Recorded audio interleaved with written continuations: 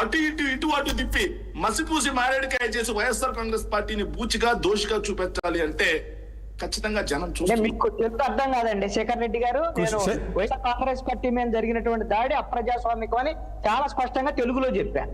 అవునండి, అప్రజాస్వామ్యం. అవును sir, YSR Congress party వాళ్ళు అక్కడికి వెళ్ళడమే తప్ప వేమారెడ్డి దేవురయ్యా, వేమారెడ్డి దేవుడు. ఒక్క నిమిషం, మీరు మాట్లాడినంత సేపు కామ్ గా ఉన్నాను సార్. వేమారెడ్డి అని అతను దేవుడు ఆయన తాడేపల్లి. సార్ మరి తాడేపల్లికి తాడేపల్లి ప్రాంతం అమరావతి ప్రాంతంలో లేదా? మంగళగిరి ఇన్ఛార్జ్ అమరావతి ప్రాంతంలో లేదా? అమరావతి ప్రాంతంలో ఉందా లేదా మంగళగిరి ఇన్ఛార్జ్? ఆ ప్రాంతానికి చెందిన వాళ్ళే లేరు అని చెప్పేసి పచ్చి అబద్ధాలు మాట్లాడుతుంటే రైతులు 50% మంది రైతులు భూములు ఇచ్చారట. Tell me that names. వరుసగా చెప్పు. ఒక్క వ్యక్తి తప్పిస్తే. ఒక నిమిషం ఆగయా, నువ్వు మాట్లాడడం సేపు ఉన్నా ఎన్ని మాట్లాడినా నేర్చుకోవాలా బాబు, నేర్చుకో. అయ్యా గియా అయ్యా అన్నాను, సంబోధించడం తప్ప, సంబోధించడం తప్ప. అయ్యా లెటర్లో అయ్యా అని రాస్తారు తప్ప, అది అయ్యా అనడం తప్ప. అయ్యా అన్న అప్రజాస్వామికమా? శేఖర్ రెడ్డి గారు ఆయన పార్టీలకు అతీతంగా సీనియర్ జర్నలిస్ట్. నాకు అర్థం కావట్లేదు. భాషా పరిజ్ఞానం బాగా, ఒక్క నిమిషం దయచేసి రాజేష్ గారు నన్ను మాట్లాడినాం. నాకు తెలుగు భాషా పరిజ్ఞానం బాగా ఉంది. నాకు తెలిసి నేను ఎంతో మందికి అర్జీలు కూడా రాసిచ్చిన వ్యక్తిని. గవర్నమెంట్ ఆఫీసర్స్ అందరికి రాసేటప్పుడు అయ్యా అని సంబోధించడం గౌరవంతో కూడుకుంది. నేను అదే మాట్లాడాను. అది గౌరవం కాదు అంటే మరి నేనేం చేయను? ఆ మాత్రం తెలియదా ఏంటి? అదే తప్పు అంటే మరి ఏం చేస్తాం? సబ్జెక్ట్ మాట్లాడుకోండి.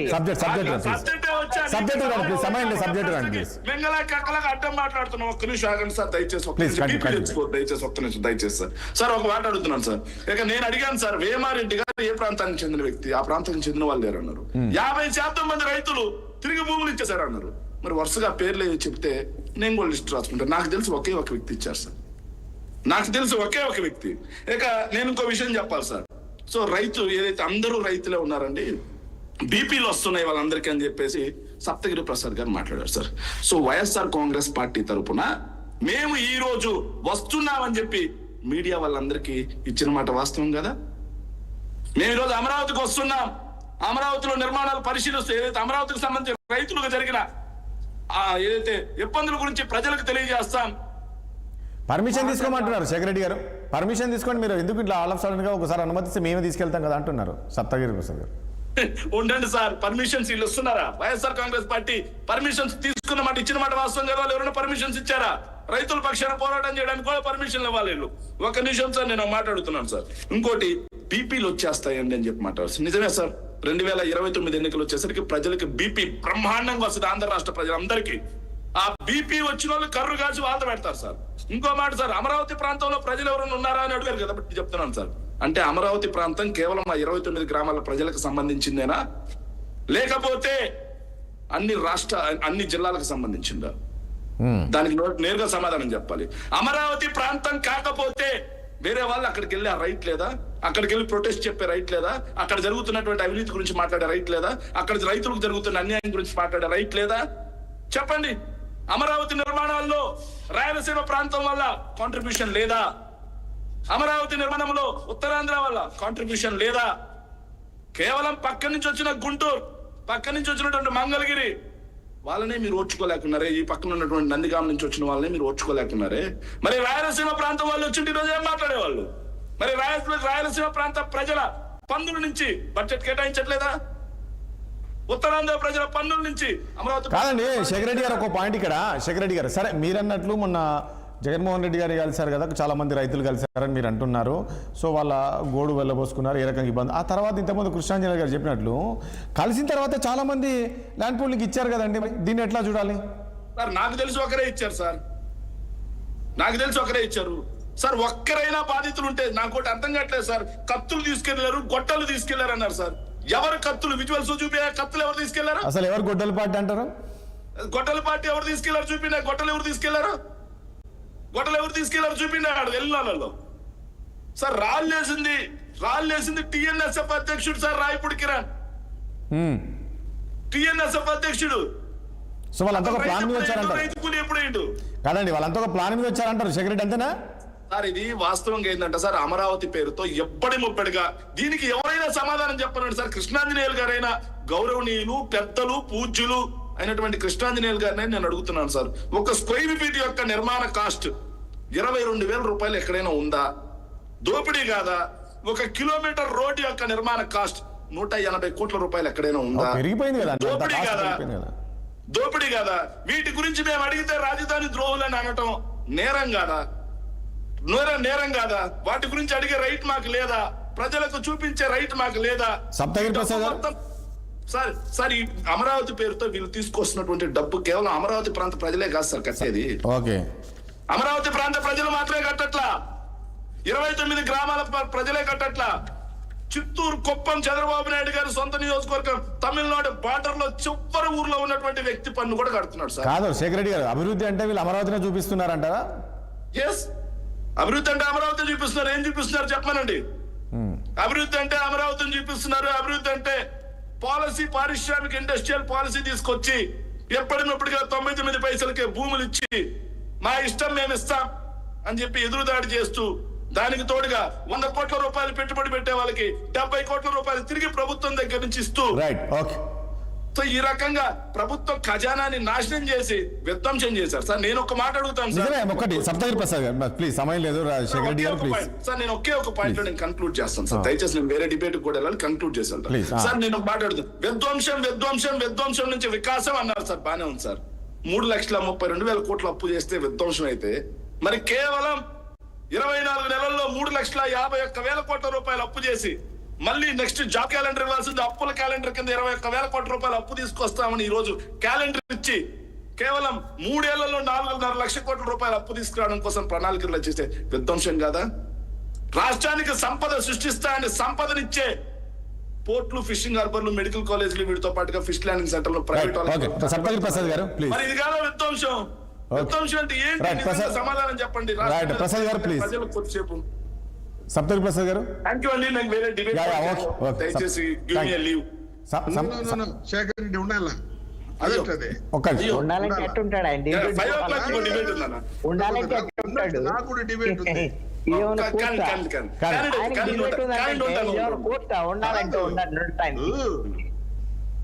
డిబేట్ లో మారల్స్ పాటించాలి శేఖర్. ఎందుకంటే నువ్వు ఉన్నప్పుడు నువ్వు కొన్ని ప్రశ్నలు వేసినావు మాకి, నేను నీ సమాధానం చెప్పాలి, నువ్వు వినాలి కదా. సరే చెప్పండి చెప్పండి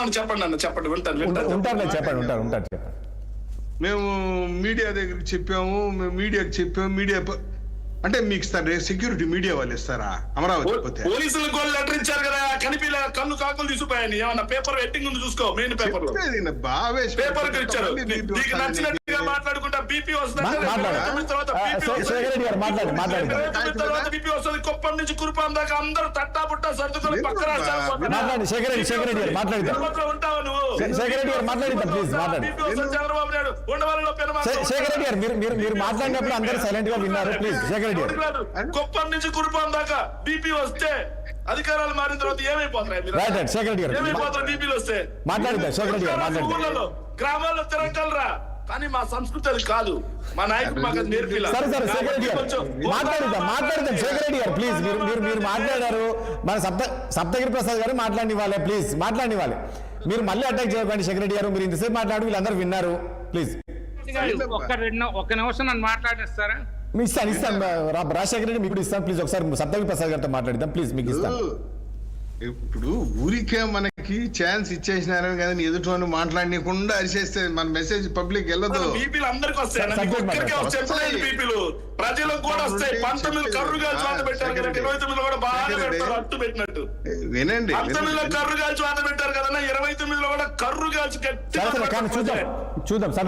కళలు కంటే ప్రజలే చంద్రబాబు నాయుడు గారికి తెలుగు ఈ రాజకీయ జీవితానికి ఎప్పుడైనా రెండోసారి గెలిచిన చరిత్ర ఉందా మీకు? కళలు మీరు కంటున్నారు, మేం కాదు. ఇప్పుడు రెండోసారి గెలిచిన చరిత్ర ఉందా మీకు? ఇప్పుడు విను మీరు అంత బాగా చేసిన వాళ్ళైతే, ప్రజలకు అంత మంచి చేసే వాళ్ళైతే రెండోసారి ఎందుకు గెలవలేకపోతున్నారా? ప్రతిసారి ఏమైపోతుంది? నువ్వు ఎప్పుడైనా గెలిచినావా రెండోసారి? 2009లో గెలిచింది ఎవరు? కాంగ్రెస్ పార్టీ కదా. శేఖర్ రెడ్డి గారు ప్లీజ్ సబ్జెక్ట్ రండి ప్లీజ్ సబ్జెక్ట్. రాజశేఖర రెడ్డి గారు కదా. అదే కదా సార్, వదిలే ఇప్పుడు శేఖర్ రెడ్డి ఏదో ఆవేశపడిపోయి ఏదో పాపం నాకు ఆవేశం ఏమీ లేదన్న, నేను వెరీ కూల్.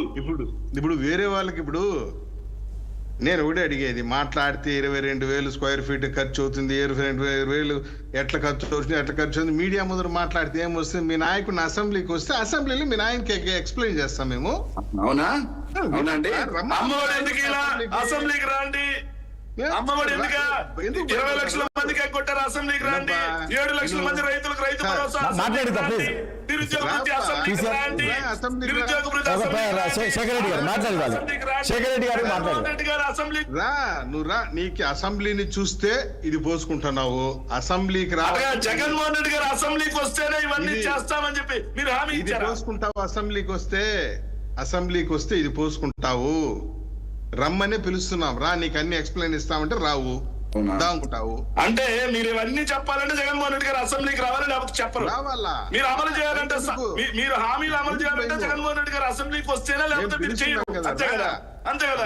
జగన్మోహన్ రెడ్డి గారు అసెంబ్లీకి వస్తేనే మీరు ఇవన్నీ చేస్తారా? చెప్తాం రా. జగన్మోహన్ రెడ్డి గారు అసెంబ్లీకి వస్తేనే మీరు చేసేలా చేయరా? నీకు ఎక్స్ప్లెయిన్ చేస్తామంటున్నా కదా, ఎందుకు భయము? కానీ చెప్పు, ఏడు చెప్పవా, ఏడ చించవా నువ్వు జగన్మోహన్ రెడ్డి తర్వాత చించుతావు. నేను అడిగిన దానికి మీడియా ఏడ చించు, ఏడ చించు, నువ్వు ఏడ చించు ఫస్ట్, ఆడ చించిన తర్వాత జగన్మోహన్ రెడ్డి గారికి చించే స్థాయి ఏడ చించవా నువ్వు. 20 మొన్న పులివెందుల 650 ఓట్లు వచ్చిందా? 650 ఓట్లు వచ్చింది పులివెందుల మొన్న. మరి ఏదో చింపుతాడంట. 650 ఓట్లు వచ్చినట్టు నేనేది మాట్లాడేది? అవునా? అయ్యో, నువ్వు ఎప్పుడైనా వార్డు మెంబర్ గా గెలిచినవా? మాట్లాడతాడా? పులివెందులు చూడే ఫస్ట్ పులివెందుల ఎన్నికలేదా లేనా రోజు సిక్కు లేకుండా పోలీసులు అడ్డు పెట్టుకొని వైఎస్ఆర్ కాంగ్రెస్ పార్టీ వాళ్ళ ఇళ్ళకి తాళాలేసి గుండాలు వచ్చి రిగ్గింగ్ చేస్తున్న ఎలక్షన్ గురించి నువ్వు మాట్లాడుతున్నావా? సిగ్గుండాలు కొంచెం అమరావతికి రమ్మను, అసెంబ్లీకి వద్దు, అమరావతికి రమ్మను.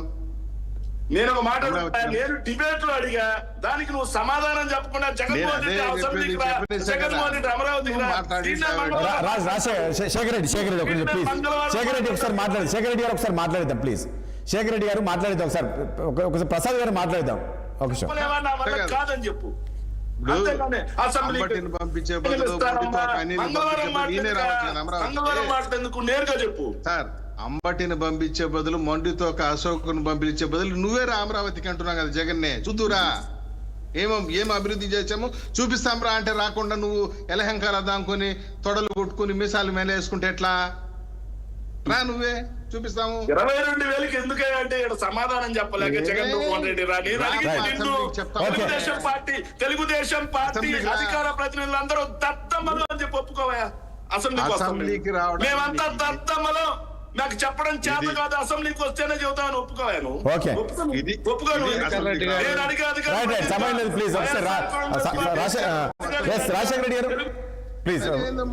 రాజశేఖర రెడ్డి గారు ప్లీజ్.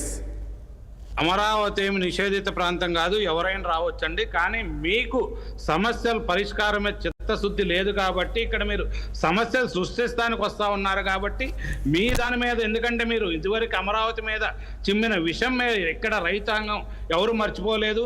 అమరావతి రైతాంగాన్ని మీరు పెట్టిన ఇబ్బందులు కానీ 1924 మధ్య మేము మా బాధలు చెప్పుకోవడానికి పాదయాత్రకు వెళ్తే అన్నం తినే దాన్ని టెంట్లు కూల్చేసిన చరిత్ర మీది, మీరు అన్నంలో మట్టి కలిపిన చరిత్ర మీది.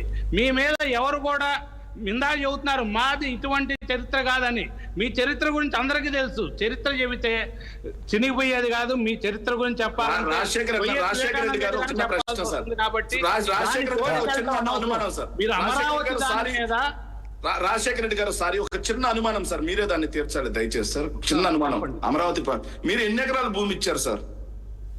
నేను నా వ్యక్తిగతంగా అయితే 5 ఎకరాల 65 సెంట్లు ఇచ్చాను. మళ్ళీ మా కుటుంబం, మా నాన్నగారు ఇచ్చింది కానీ అంతా నాకే వస్తుంది, ఇంకా ఎక్కువే ఇచ్చున్నాం. ఎంత ఇచ్చున్నారు సార్ మొత్తంగా? మొత్తంగా అంటే నా వ్యక్తిగతంగా వచ్చింది 20 ఎకరాలు. 20 ఎకరాలు మీరు ఇచ్చారు కదా, మీకు డెవలప్ చేసినటువంటి రిటర్నబుల్ ఫ్లాట్స్ ఎన్ని ఇచ్చారు సార్ ఇప్పటి వరకు? ఆ రిటర్నబుల్ ఫ్లాట్లు ఇవ్వాలంటే మొత్తం భూమి వస్తేనే చేయగలరు. దాన్ని ఇవ్వకుండా అడ్డుకుంటుంది మీరే కదా. అవునండి, అంటే రైతులు అడ్డుకుంటున్నారా, మా పొలాలు అడ్డుకుంటున్నాం మేము? రైతులు వచ్చినప్పుడు మీరు తెలియజేసి అభివృద్ధి చెందాలంటే ప్లాటింగ్ అవుతుంది. మీరేం చేస్తున్నారు, వాళ్ళకి తెలియజెప్పకుండా వాళ్ళు రైతులు ఏంటంటే ప్రేమ ఉంటదండి భూమి మీద, అందులో ఎటువంటి అనుమానం లేదు. అంటే మీకు ఎవరికి ప్రేమ లేదా సార్ భూమి మీద? మాకు ఉంది. మరి ప్రేమ ఉంటే ల్యాండ్ పూలింగ్ ఎట్లా ఇచ్చారు సార్? అవతల వాళ్ళకి ప్రేమ ఉంటది కాబట్టి ఇవ్వలేదన్నారు కదా, మీకు ప్రేమ ఉంటే ఎందుకు ఇచ్చారు సార్? నేనంటే అట్లా భూమి మీద ప్రేమ ఉండే మొదట పర్వాలేదు, ఎవరైనా రైతులు భూములు ఇవ్వాలంటే బాధపడతారు, ఇవ్వలేరులే సార్. ఇప్పటికి రిటర్నబుల్ ఫ్లాట్స్ రాలా? దయచేసి రైతులు, మీరు రైతు కాబట్టి నేను అడుగుతున్నాను సార్. చంద్రబాబు నాయుడు మాయలో పడి మీ జీవితాలు నాశనం చేసుకోవద్దు. చంద్రబాబు నాయుడు గారి మాయలో పడి మీ జీవితం ఇంకో 20 ఏళ్ళకు కూడా మీకు డెవలప్మెంట్ ఫ్లాట్ రాదు. ఆయన మాయలో పడి మీ జీవితాలు నాశనం చేసుకోవద్దు. వాళ్ళకి మీకేం కాదు నేనున్నాను అని చెప్పి వాళ్ళని రెచ్చగొట్టి పంపిస్తున్నారు తప్పితే. Okay right, okay okay okay. మీరు నిజంగా చిత్తశుద్ధి ఉంటే మామూలుగా రోడ్లకి మీరే తెచ్చి ఇప్పించవచ్చు, రోడ్డు ఉంటేనే కదా సార్. ఒకటి కృష్ణాంజనేయులు గారు, సమయం లేదు, చివరిగా శేఖర్ రెడ్డి ఒక నిమిషం ప్లీజ్. శేఖర్ రెడ్డి ఒక నిమిషం అండి. కృష్ణాంజనేయులు ఫైనల్ ఒక విషయం చెప్పండి. మన ఈ మధ్యకాలం చూస్తున్నాము సార్, ఈ శరవేగంగా అభివృద్ధి చేస్తా ఉన్నారు కూడా. అనంతవరము అటు సైడ్ ప్లాట్లు రైతులకు ఇచ్చిన గత సోమవారం రోజు నేను అమరావతి ప్రాంతంలో ప్రతి రోడ్డు తిరిగాను సార్. ప్రతి రోడ్డు తిరిగాను. అక్కడ ఏమాత్రం డెవలప్మెంట్ జరుగుతుందో నేను చూశాను. ఏం జరుగుతుంది శేఖర్ రెడ్డి గారు, ఏం జరుగుతుంది చెప్పండి. అక్కడ మీరు తిరిగానంటున్నారు కదా, అక్కడ బిల్డింగ్ లో అవి అవుతున్నాయి, ఏమవుతుంది సార్? ఎస్పెషల్లీ పెనమాక రైతులకు సంబంధించి నేను తిరిగాను సార్. నేను ఎందుకు తిరిగానంటే, నేను మా సొంత కాన్స్టిట్యున్సీ నుంచి నేను మా తాడేపల్లి పార్టీ ఆఫీస్ కు వస్తూ నేను పొరపాటున వెస్ట్ బైపాస్ ఎక్కాను సార్. వెస్ట్ బైపాస్ ఎక్కిన తర్వాత మళ్ళీ అమరావతి ప్రాంతంలో దిగేసి ఆ ఊర్లో గ్రామాలన్నీ చూసుకుంటూ వచ్చాను సార్. మరీ దారుణం అంటే పెనమాక రైతుల దగ్గర సార్, వాళ్ళ పొలాలకి గట్లు తవ్వేసి వాళ్ళ పొలాలు కూడా ముంచేసి ఉన్నారు సార్. సో అది న్యాయం అని చెప్పి తోటి రైతుగా ఉన్నటువంటి కల్లం రాజశేఖర రెడ్డి గారు మాట్లాడితే మంచిదే సార్. తవ్వేయటం కాదు, అది రిజర్వాయర్. భూమి ఇచ్చిన దాని వరకు పని చేసుకుంటూ వెళ్ళారు. భూమి ఇవ్వని ప్రాంతంలో ఎక్కడ లేదండి సార్. అమరావతి ప్రాంతంలో మాట చెబుతాను సార్. అమరావతి ప్రాంతంలో మేము మొదట చెప్పినప్పుడు మునక ప్రాంతం అని చెప్తే మీరు ఎవరు మమ్మల్ని హర్షించలేదు కదా.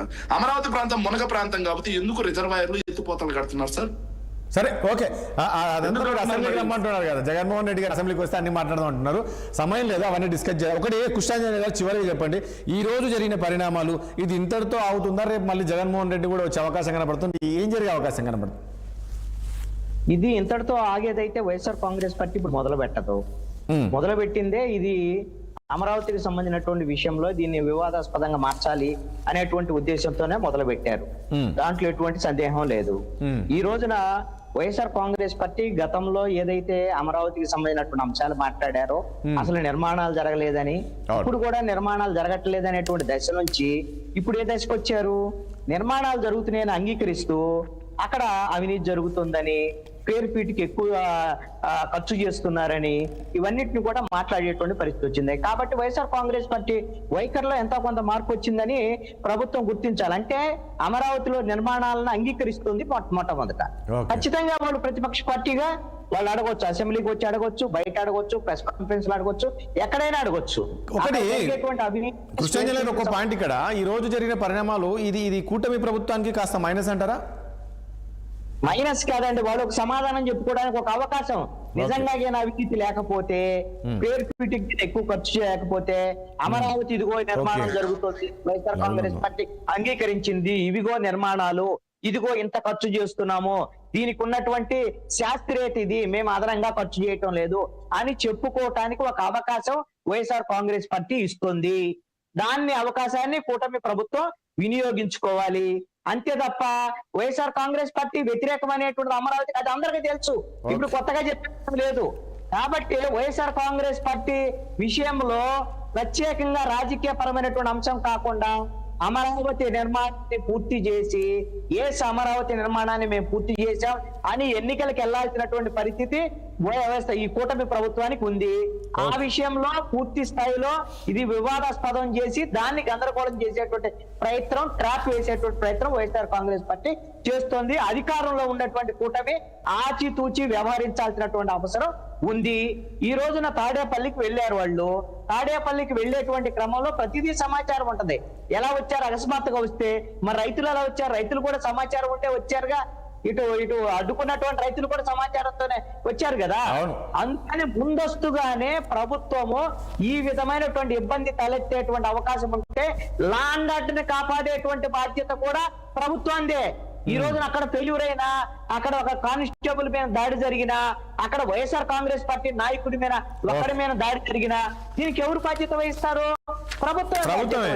అవును, ప్రభుత్వానికే చెడ్డ పేరు వస్తుంది. మీరు అదనమైనటువంటి దాన్ని లాండ్ ఆర్డర్ ని అదుపు చేసేటువంటి పరిస్థితి మీకు లేదా? రైట్. ఓకే వాళ్ళు ఎలాగో ఓకే రెచ్చగొడతారు. కృష్ణాంజలి గారు చూద్దాం ఏం జరుగుతుందో. కృష్ణాంజలి గారు చూద్దాం, ఇంకా ఇది ఈ రోజే స్టార్ట్ అయినట్టుంది, ఎంతవరకు పోతుందో చూద్దాం. Thank you. చర్చలో పాల్గొన్న కృష్ణాంజలి గారికి, శేఖర్ రెడ్డి గారికి, అదేవిధంగా సప్తగిరి ప్రసాద్ గారికి, రాజశేఖర రెడ్డి గారికి చర్చలో పాల్గొన్న మీ అందరికి ధన్యవాదాలు అండి. చూసాం కదా, మొత్తానికి అమరావతి భూములకు సంబంధించి ఈరోజు పరిశీలించేందుకు ఒక వైసీపీ నేతలంతా కూడా వెళ్ళారు. కానీ అక్కడ ఉండవల్లి దగ్గర సెంటర్ దగ్గర ఉద్రిక్త పరిస్థితులు నెలకొనడం, అక్కడ కొంతమంది రైతులు, అదేవిధంగా టీడీపీ నేతలు అందరూ కూడా అడ్డుకోవడం, రాళ్ళ దాడులు, గుడ్లతో దాడులు చేశారు వైసీపీ నేతలకు. సో ఏదైనప్పటికీ నిజంగా ఈరోజు పెనబాకు సంబంధించిన రైతులు భూములు ఇవ్వట్లేదా, నిజంగా వాళ్ళు అధికారులు ఇబ్బందులు పెడుతున్నారా, వాళ్ళని పరామర్శించడానికి అసలు ఏం చేయాలని చూడడానికి వైసీపీ నేతలు వెళ్ళారా? సో మరి ఈ రోజే తట్టుకున్నారు.